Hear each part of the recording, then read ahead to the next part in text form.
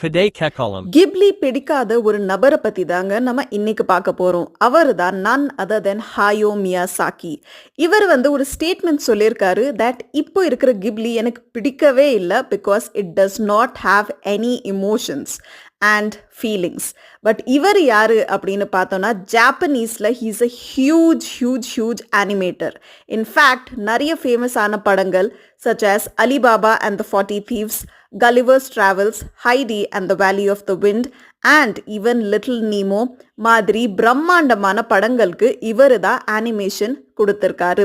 But have ever இவரோட கரியரில் பார்த்தோன்னா இவர் மோர் தென் 100 ஸ்டோரிஸை எழுதிட்டு அதை இன்கம்ப்ளீட்டாகவே விட்டுட்டாரு. அண்ட் நிறைய படத்தோட ப்ரொடக்ஷன் அண்ட் காமிக் புக்ஸோட ப்ரொடக்ஷன் கூட இவர்னால தள்ளி போயிருக்கு. வை என அவர் யோசிக்கிறாரு அது பர்ஃபெக்டாக இல்லை அப்படின்ட்டு. இன்ஃபேக்ட் அவரோட ஒய்ஃப் கிட்ட சொல்லியிருக்காரு தட் நீ வேலையை விட்டுட்டு குழந்தைங்க கூட டைம் ஸ்பெண்ட் பண்ணு அப்படின்னு. However at the end அவரே ஃபீல் பண்ணியிருக்காரு தட் அவரால் குழந்தைங்க கூட டைம் ஸ்பெண்ட் பண்ண முடியலை அப்படின்னு. அண்ட் அவர் 1984 ஓப்பன் பண்ண ப்ரொடக்ஷன் ஸ்டுடியோவோட பேரு தான் ஸ்டுடியோ கிப்லி.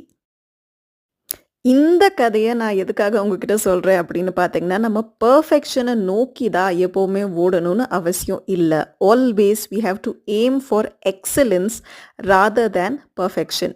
நம்ம நேற்று எதை பண்ணணுமோ அதை விட இன்னைக்கு 1% கொஞ்சம் பெட்டராக பண்ணியிருக்கோமா அப்படின்ற விஷயத்தை தான் நம்ம பார்க்கணும்.